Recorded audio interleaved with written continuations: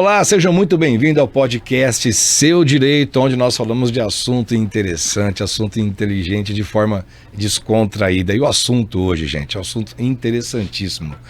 Psicologia. Hoje nós vamos conversar aqui com o Felipe Gomes, que é psicólogo, e também para me ajudar nessa demanda, porque eu também não entendo muita coisa disso, doutora Ana Paula Teixeira, advogada da área civil, trabalhista e previdenciária.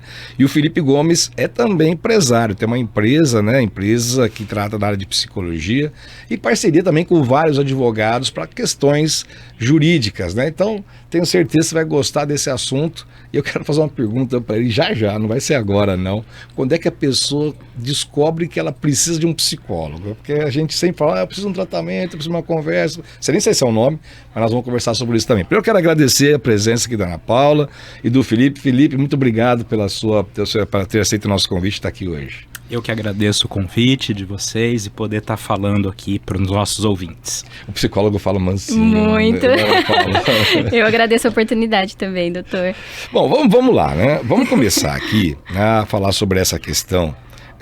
Felipe, é sua trajetória, Porque o psicólogo tem lá o consultório dele e você fez algo além, Você foi dar cursos, você também teve essa ação de trabalhar com advogados na psicologia forense, Como é a sua trajetória nessa questão de ter uma clínica e também esse trabalho forense? Bom, é verdade, No caso, quando eu iniciei na psicologia, eu também não conhecia essa área, Apesar de que não é uma área nova também, Essa prática, ela já existe há algum tempo no judiciário, mas o que eu vejo é que ela está em completa expansão, isso que nós vemos nos últimos anos, inclusive. A partir do momento em que eu comecei na psicologia e fui descobrindo um pouco mais da aplicação da psicologia, eu também descobri que ela poderia ser aplicada para o direito. E aquilo me chamou a atenção, achei interessantíssimo, É uma área fascinante, além da psicologia já ser fascinante por explicar um pouco do comportamento, mas como aquilo se aplicaria ao direito. Foi aí então, isso há 17 anos atrás, Você perguntou aí da minha trajetória, Não é tanto tempo assim, mas eu considero já um bom tempo no mercado. E aí quando eu comecei de fato a dar os meus primeiros passos, a realizar o meu trabalho, a desenvolver parcerias com os advogados em casos de situações judiciais, eu verifiquei que era uma área muito importante e boa para se trabalhar. E aí foi aí que eu decidi dedicar mais nessa área. Então, ao longo desse período, aí eu abri uma empresa de psicologia forense, eu já estou 12 anos no mercado participando de casos, expandindo cada vez mais casos relevantes e desenvolvendo muita parceria com escritórios de advocacia. Ana Paula, você, a doutora, que citou ele num grupo, Alguém pediu, foi assim que você chegou aqui, viu? Foi a indicação. Numa indicação, Falou, olha, alguém tem uma indicação de um psicólogo forense, Como foi essa experiência, Paula? Você indicar ele no grupo? Falou, eu gostei do serviço dele. Eu gostei muito do serviço dele. Ele é muito proativo, responde rápido. Então, advogado tem aquela imediatez, das situações. Então, a gente já conseguiu logo fazer um contato, o cliente já explicou, agendou um horário, eu também agendei, conversei com ele para mostrar o lado que a gente precisaria naquele processo, a situação em si, o que a gente precisava demonstrar de prova. Então, eu acho que foi um trabalho muito bem feito. A gente teve um êxito muito bom no processo. Então, eu acho que é muito importante a contratação do assistente técnico. O boca a boca é o melhor, É o melhor. Boca a boca, é verdade.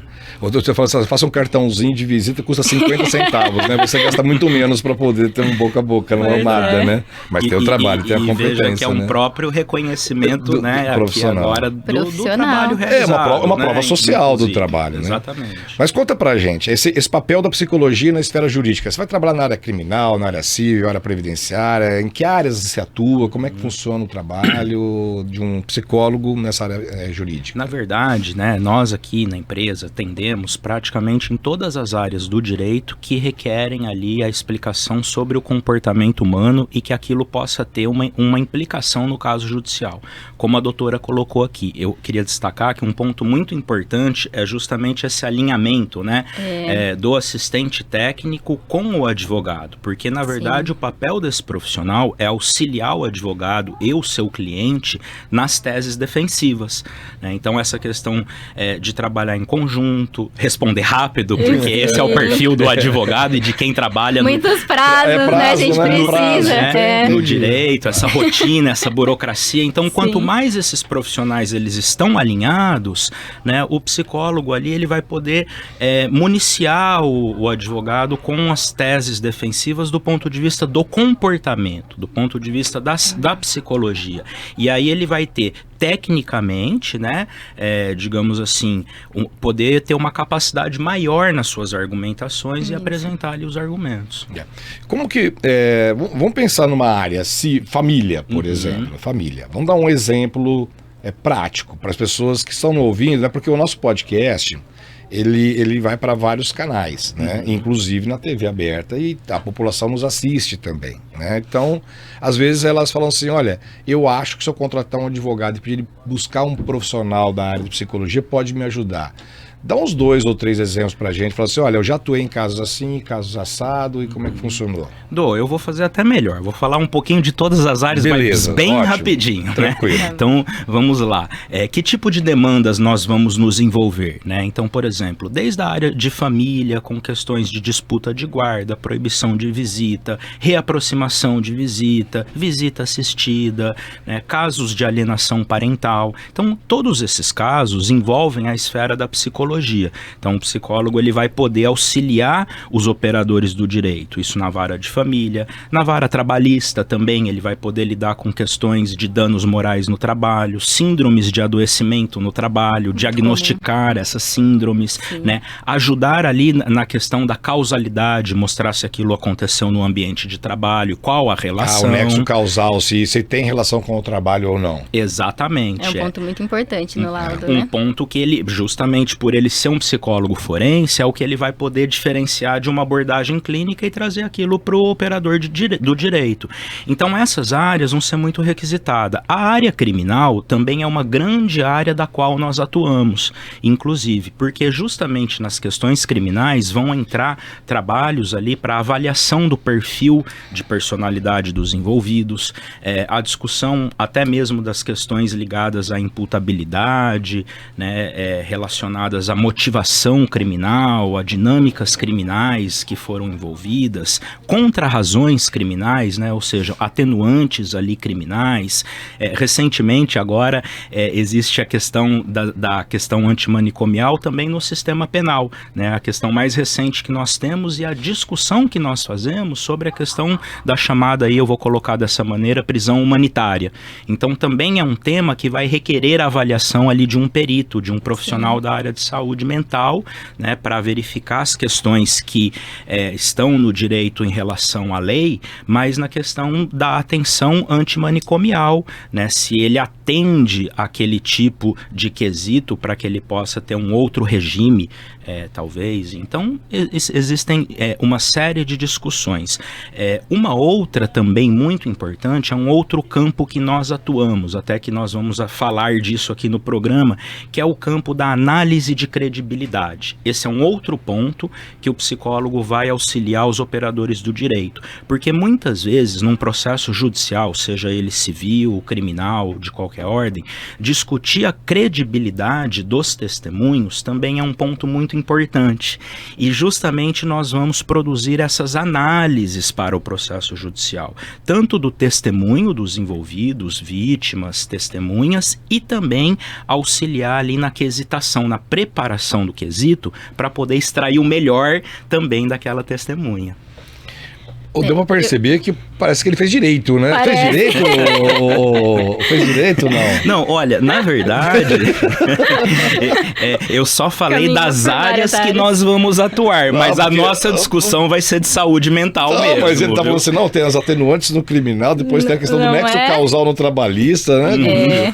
Para demonstrar o tanto que a psicologia ela se insere, né? Como ela se insere dentro do assunto, que ele tem que ter até a perspectiva da lei em si um pouquinho para conseguir puxar e trazer o que o advogado precisa no laudo, né? É verdade. Para poder ser perito ou assistente técnico na área de psicologia, tem um curso específico, uma especialização, ou a pessoa que vai mesmo para esse caminho por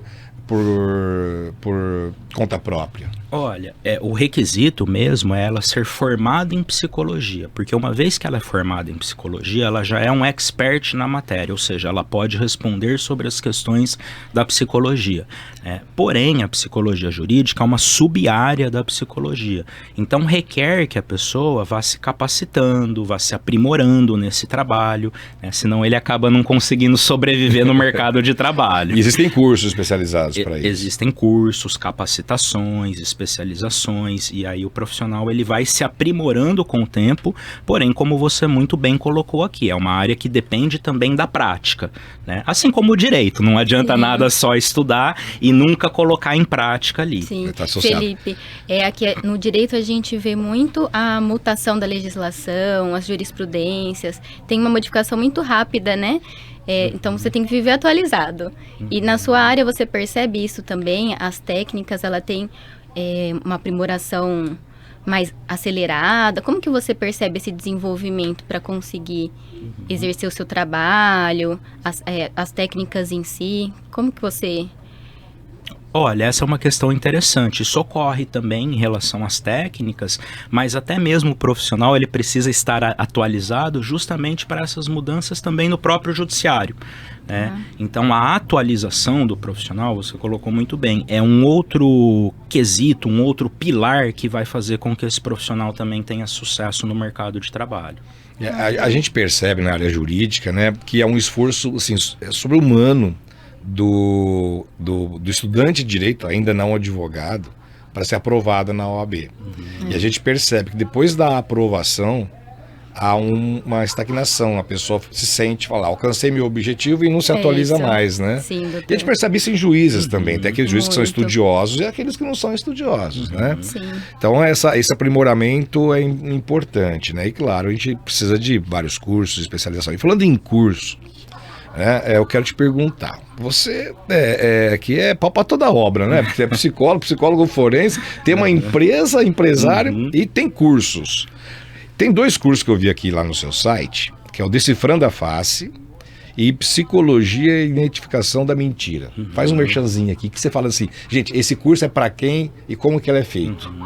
Bacana, exatamente, né? Assim, a parte da consultoria que se destina tanto a esse trabalho técnico e o trabalho educacional. Então lá nós encontramos esses cursos de capacitação. Tem os para os psicólogos, inclusive, para trabalhar nesse mercado. Você tem uma preparação de um curso para psicólogos também trabalharem na área forense, é isso? Forense, também tem. Esse é destinado só para psicólogos. Porém, esse que você viu lá, que é um curso também muito interessante, o Decifrando a Face, é um curso que eu vou tratar justamente da questão, que tocamos aqui um pouco, da questão da credibilidade, né? Ou seja, o advogado, né, ou o participante ali, porque ele é aberto para qualquer pessoa da área jurídica que tenha o interesse, então psicólogos, assistentes sociais, advogados, promotores, juízes, é um curso que vai mostrar sobre essa parte comportamental, né, da linguagem corporal também, como que ela pode ser usada na análise de credibilidade. Então ele vai precisar ter um pouquinho de algumas técnicas básicas, né, o reconhecimento das emoções, como que ela se processa, né, aprender a identificar aquilo num depoimento, como que se processa e a gente correlaciona com o conteúdo ali daquele depoimento. Então o curso ele serve para o profissional se capacitar a poder ter esse instrumental ali nas suas análises. E aí você analisa a face da pessoa, tipo se ela treme a boca, se ela franze a testa, se ela dilata a pupila, é mais ou menos isso? Exatamente. Não? E as pessoas têm botox, como é que você vai decifrar a cara dela depois? Olha, perdeu totalmente a expressão. Tem um curso, olha, nossa, com botox é diferente. Você não vai acreditar, mas eu falo disso no curso, inclusive, que nem mesmo quem tem o botox, a gente consegue perceber aquela reação emocional, porque o curso vai abordar também essa questão da reação emocional no rosto, na face. E mesmo com botox, eu falo, e ele pode sim atrapalhar ali a análise, porém o reconhecimento da emoção, ela vai aparecer, porque ela é uma microexpressão que ela aparece numa fração de segundos. Tá? Então nós reconhecemos tanto no Botox quanto a pessoa que ela está também tentando conter uma emoção. Isso é muito interessante. Tipo, eu quero chorar, mas não vou chorar. Exatamente. Né? Vou segurar. Aí faz o beicinho, né? Ou rir. Faz o beicinho. Exato. Ou rir numa situação que seria séria, por exemplo, ela contém. Só que você vê aquela microexpressão contida. E isso é muito interessante. Aí você começa a poder associar o porquê que ela estaria contendo num contexto como aquele, né? E o psicologia na identificação da mentira? Ótimo. Esse também é um ótimo curso, porque justamente a questão da mentira, para o operador do direito, é uma questão muito importante. Para nós da psicologia, a questão da mentira é uma questão científica. Nós temos também essa questão. Então nós vamos poder ali apresentar como através de questões científicas comportamentais é o comportamento da mentira.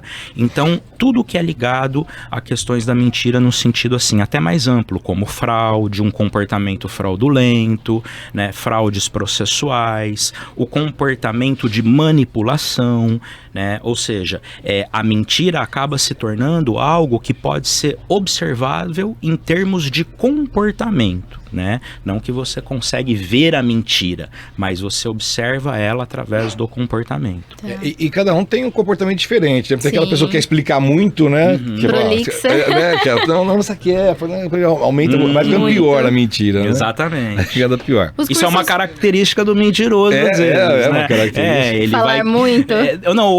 Ou recontar e mentir mais uma vez para ele ajustar a mentira que ele contou. Isso é uma coisa que acontece muito. E às vezes a gente até usa como um teste. Por exemplo, quando você sabe que a pessoa está mentindo, você até questiona ela sobre aquela questão, aquela que foi colocada, que é contraditória, digamos assim, e ela faz exatamente o que você falou. Aí ela inventa uma outra história também mentirosa para justificar aquilo que ela não tinha contado. Nossa. Porque a verdade, né, ela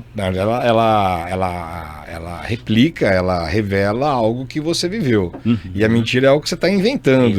Exatamente, esse é o ponto. E aí o que você viveu, você sabe contar com precisão. Sim. Exato. É claro que tem alguns equívocos, mas a mentira é criatividade, né? É criatividade. E para inventar, veja, ele precisa ter uma certa capacidade cognitiva.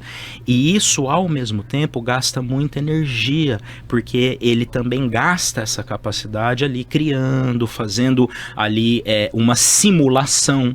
Então, o que ele faz mentalmente é um processo de simulação, ou seja, ele simula aquela história cognitivamente no cérebro dele. Entendi. Não sei se tem a ver com psicologia.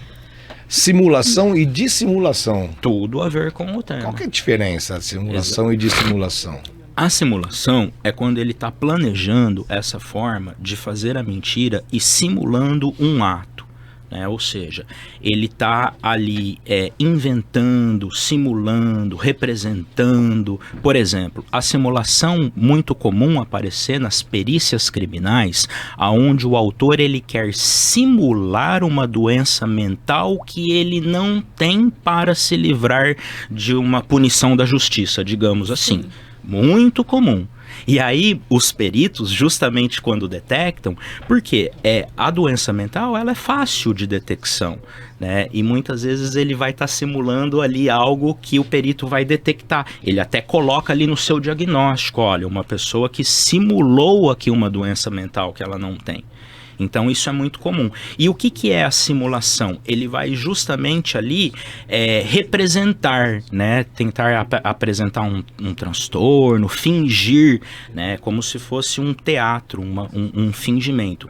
Já no caso da dissimulação, ela usa um outro processo cognitivo, do qual ela vai justamente ali utilizar aquilo com um objetivo de manipulação.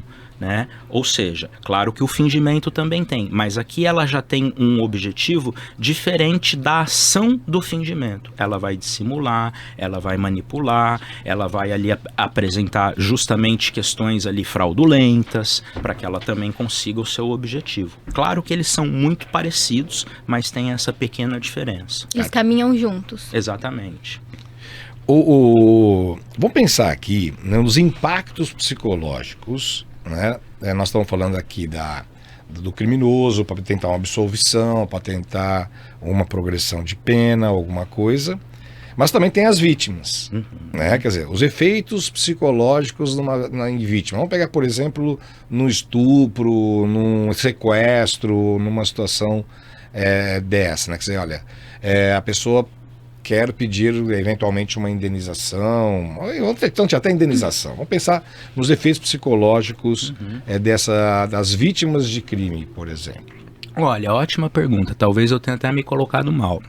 Né, porque justamente nós atuamos tanto na questão do acusado quanto na questão da vítima. E essa relação, ela sempre é feita, né, ou seja, o próprio estudo da vitimologia. Então a dinâmica, por exemplo, criminal, vai envolver se compreender aquela relação da vítima, os impactos, ou num processo civil também, como você colocou, de dano moral, por exemplo. Então, justamente isso vai ser abordado pelo perito, porque a justiça também precisa dessa explicação. Então o papel daquele profissional, ele vai ser justamente avaliar essa extensão do dano na vítima, né? Ou seja, ele avalia psicologicamente qual é a repercussão, qual é o impacto, para se medir, por exemplo, um dano moral, um prognóstico, ou seja, o que vai acarretar aquilo ao longo da vida. Então todo esse estudo em relação à vitimologia, ele é apresentado sim ali pelos peritos, assistentes técnicos, e muito importante, o advogado também da parte que defende as vítimas, ele também se municiar desse tipo de informação e de documentos técnicos, inclusive. Na parte trabalhista, vamos pensar na parte trabalhista, né? Porque eu acho que tem uma recorrência maior. Até acredito que tenha, né? Não sei, né? Mas a gente vê muito essa questão do ambiente de trabalho. A questão do bullying, da burnout, essas coisas todas. Isso. Como é que funciona o trabalho na prática de um psicólogo? Você vai conversar num dia junto com o advogado e o cliente, ou você vai conversar com o advogado depois com o cliente, ou não conversa com nenhum dos dois? Como é que funciona? Olha, nós temos duas atuações, basicamente, muito interessante nessa área. Vamos pensar um exemplo disso que você colocou, de alguém que está propondo uma ação judicial para se investigar uma situação ali de bullying no trabalho, ou vamos pensar uma situação de burnout ou de adoecimento psicológico devido à pressão no ambiente de trabalho. Muitas vezes ele tem pouca prova sobre isso. Então o que nós vamos fazer na propositura de uma ação é justamente como um consultor, né, um perito particular ali, produzir uma avaliação dessa natureza para avaliá-lo através de entrevistas, através de protocolos, através de testes psicológicos, e com os resultados ali fazer a relação de causalidade, né? Ou seja, aquilo aconteceu no ambiente devido às pressões, né? Um exemplo. Ou agravado. Exatamente. Nós vamos fazer esse diagnóstico, que é preliminar, e vai precisar do diagnóstico do perito. Porém, com aquele diagnóstico, ele vai poder fundamentar a propositura... Com questões técnicas, inclusive. Exatamente. Não é o advogado que está falando, é um psicólogo. Exatamente. Até porque muitas vezes na perícia técnica designada no processo, às vezes a parte não tem o tempo, aquela às vezes confiança... não tem o tempo, né? Não tem o tempo, porque às vezes a perícia é tão rápida e não tem nem aquela confiança no profissional, às vezes não consegue demonstrar o que precisaria. Então exatamente. eu acho que E a maioria dos peritos coloca assim, não se aplica, vigilaudo, não conversa nada, exato, né? Aí mas aí restringe aquilo, pronto. Mas não aí nós temos o outro papel interessantíssimo e muito importante, que é o papel do assistente técnico. Isso. E eu costumo dizer que o assistente técnico é uma pedrinha no sapato do perito. Com certeza. São dois trabalhos distintos, né, Felipe? Não, é o laudo preliminar, de acompanhar o cliente distribuir, na perícia, é um outro esquenta. E depois a perícia técnica, né? Exatamente. São 2 trabalhos, né? Exatamente. Então, como assistente técnico aí, Sim. que é um outro trabalho que ele pode prestar ali para o advogado e para o seu cliente, é justamente acompanhar essa perícia para evitar que aconteça isso que vocês falaram. Só pra gente não ser interpretado mal aqui, né? Porque eu falei dos peritos, que tem peritos Não, ótimos, maravilhosos, né? Sim. Mas tem aquele que... né, E a demanda é altíssima, né? A gente até limpa entende. trilho, né? Sim. Limpa trilho, né? Bom, quero pôr pra frente porque eu tenho volume aqui que eu tenho que dar Sim. linha, né? Claro. E também Infelizmente. sem contar que é uma questão do judiciário brasileiro, né? Nós também vivemos O ali judiciário tá abarrotado, problemas também institucionais, né? Não dos peritos, mas a situação que eles estão colocados. É muito volume, ali. né?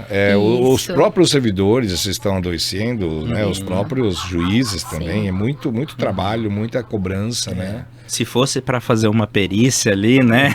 Nossa. Da situação do ambiente Pois é. de trabalho dos profissionais. Eu acho né? que o assistente técnico, o perito, tinha que estar junto na audiência para resolver o problema na hora ali, sabe? Esse negócio de mandar fazer o laudo, depois dar pro juiz, e o juiz não vai à conclusão, né? É É muita mesmo. coisa.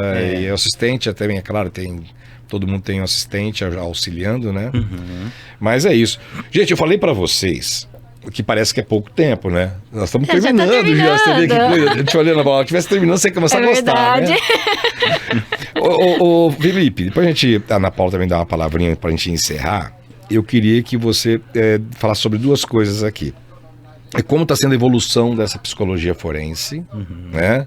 E o que você deixaria de recado para as pessoas, né? Que tem uma demanda, que a importância de ter, já falou bastante vezes, mas só para a gente concluir, deixar ali uma palavrinha final para as pessoas. Só, gente, vá com o especialista porque é melhor. Como é que funciona a história? Olha, é uma área que está em expansão. Então, o que a gente vê é cada vez mais os profissionais, né, do direito buscando também esse auxílio para o processo. E o que nós vemos é o resultado que isso pode oferecer, inclusive. Então, acho que a sua pergunta ela já responde, né? Se o cliente, o advogado, ele tem a possibilidade de compor a sua defesa técnica ali com o assistente, não tenha dúvida de que é o melhor caminho que ele pode percorrer. Não tenho dúvida. Ana Paula, para a gente concluir... Eu adorei o bate-papo que tivemos hoje. Acho que foi muito construtivo. Deixou a importância do trabalho do Felipe, dos advogados em si, do judiciário. A gente tem que reconhecer que é um esforço mútuo em conjunto, né, em prol do cliente, da vítima, da justiça em si, para que ela seja feita. Então, eu acho que a gente só tenho a agradecer mesmo, que eu acho que vai trazer muita informação boa aí para o pessoal que vai assistir hoje. Beleza. Obrigada, doutor. Muito bom, quero agradecer então a Ana Paula, Felipe, vamos encerrando aqui mais um podcast Seu Direito. Falei para vocês, assunto importante, interessante, especial, de forma descontraída. Espero vocês nos nossos próximos episódios. Até mais, gente. Tchau, tchau. Tchau, tchau.